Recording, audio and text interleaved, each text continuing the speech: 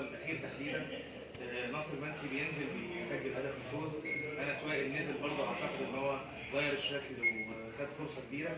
النهارده بنشوفهم يعني انس وائل ما نزلش خالص، حضرتك ما اعتمدتش عليه تماما، حتى توقعنا تغيير الخامس ان هو نزل محمد ابراهيم.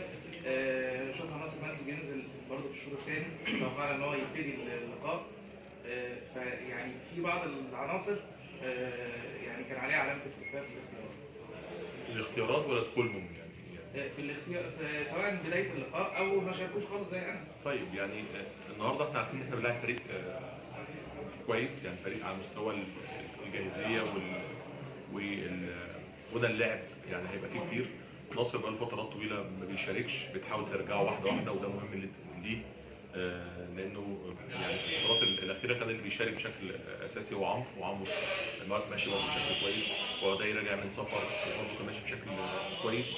فناصر محتاج يعني بندخله واحده واحده، والماتشات الجايه انت هتشوفه ممكن يكون بيشتغل معاهم برضه بشكل اكبر واقوى. بالنسبه لانس يعني اخوان هو شغال في المنطقه دي بشكل كويس، فبحاول على قد ما اقدر يعني احتفظ باخوان، لان اخوان عنصر اساسي وشغال بشكل كويس.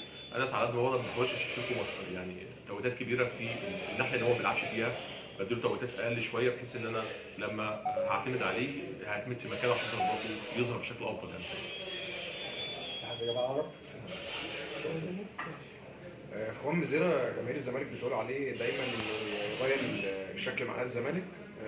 يعني النهارده ما كانش في الفورمه او ما كانش مركز، هل شايف انه مرهق بسبب اعتماد بشكل اساسي عليه الفتره الاخيره، ولا كان باد لك او غير موفق النهارده؟ بص اخوان يعني اي لعيب كوره في العالم كله يعني فيها توقيتات من ماتش لماتش ممكن يبقى الامور على مستوى الكوره بتبقى فيها تغيرات كتير يعني، لكن اخوان لعيب مهم ولعيب بشوفه لعيب مفيد جدا للفريق. اوقات هيظهر بمستوى يعني كويس واوقات هيظهر، ده طبيعي في الكوره.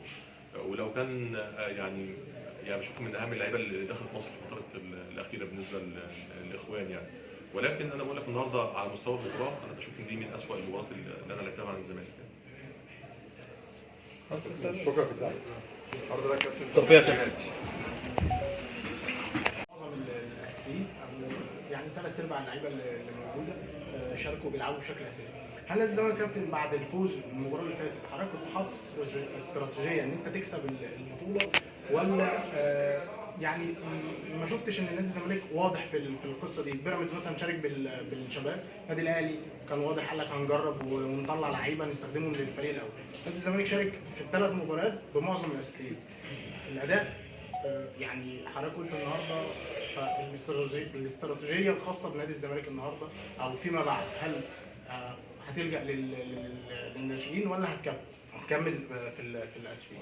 طيب بالنسبه للوضع بتاع بيراميدز او النادي الاهلي او لينا الامور مختلفه خالص. احنا بنستخدم الناشئين الموجودين في على قد المتاح. احنا على مستوى الناشئين محتاجين يعني نغير حاجات كتير جدا على مستوى النادي بشكل عام. على مستوى الناشئين بحاول على قد يعني الامكانيات الموجوده بالنسبه للعيبه بستخدم، ولكن الظروف اللي انت هتستخدمهم فيها ممكن تحرقهم. يعني النادي الاهلي في مباراه سيراميكا هو استخدم تشكيل يعتبر مختلف تماما عن المباريات اللي بعدها، لكن الفكره مش فكره دخول ناشئين وخلاص، الفكره يعني انت هتدخلهم امتى وتبقى الظروف متاحه ليهم تساعدهم.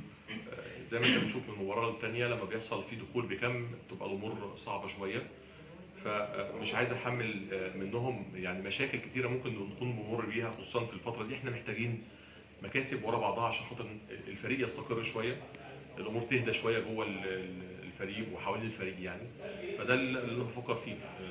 موضوع البطوله وعدم البطوله ده مش خيار يعني، مش انا بقول لك النهارده احنا على المستوى الفني احنا وحشين جدا، وده بسبب شخصيتنا النهارده. مش يعني الموضوع مختلف تماما عن المباريات اللي فاتت، وكل مباراه في الرابطه هتلاقي فيه اختلافات كبير جدا من المباراه الثانيه بالنسبه لنادي الزمالك لاي فريق يعني. فالنهارده احنا داخلين الماتش بشخصيه ان احنا ضامنين المكسب، وده مش حقيقي. كان في تحفيز كبير جدا للعيبه على مستوى المباراه، لان النهارده المكسب كان هيعدي بينا جوه المجموعه بشكل يخليك بعد كده الامور تبقى اريح انك تدخل لعيبه، وده ما حصلش يعني. يا جماعه اتفضل. من اغرب الانفرادات اللي انا شفتها في الشوط الاول وانفراد في الشوط الثاني، لعيبه سموحه برضو ضيعت انفرادين بعد كره حسام اشرف وبعد ما خرج. كان ممكن النتيجه تتغير بعد قصه الانفرادات اللي ضاعت وعدم استغلال الفرص. حضرتك اتكلمت معاهم في ايه او هتتكلم معاهم في ايه في اللي جاي؟ لان الفرص السهله دي حضرتك ممكن عارف انها ممكن تقلب نتيجه الماتش لصالح الفرقه الثانيه. بص، هو الموضوع في الفينش ده وضياع الفرص موضوع نفسي اكتر منه فني، لان هي فرص سهله جدا. انتوا اكيد حضراتكم شفتوا الفرص، يعني مش موضوع خاص بالتدريب على الفينش او حاجه معينه، ده فرص سهله جدا. لكن هو اللعيب حسام بقى له فتره ما احرزش اي اهداف في الدوري او في الكاس، فعنده نوع من عدم الثقه شويه في انهاء الهجمات.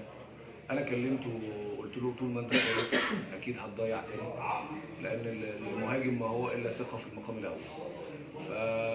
فاكيد طبعا هم محتاجين ثقه اكتر، لان احنا المشكله دي بتقابلنا في الدوري من اول الموسم، واشتغلنا عليه جامد جدا. يمكن انا ضغطت على معظم المهاجمين في موضوع الفينش.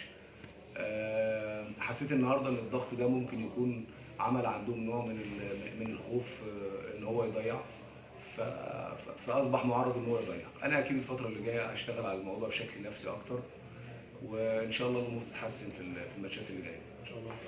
حد معاه عنده مستوى تاني؟ شكرا يا كابتن. شكرا. احنا بنحاول طبعا نوصل في الرابطه لابعد نقطه يعني. المهم من الناحيه الفنيه ان احنا طول الوقت نحافظ على فورمه اللعيبه من خلال بطوله الرابطه.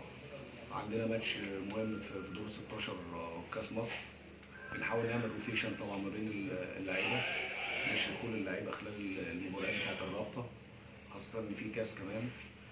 الماتش النهارده طبعا احنا كان عندنا مشكله في انهاء الهجمات، كان ممكن نكسب اكتر من كده، لكن كان في طبعا انهاء بشكل مش كويس.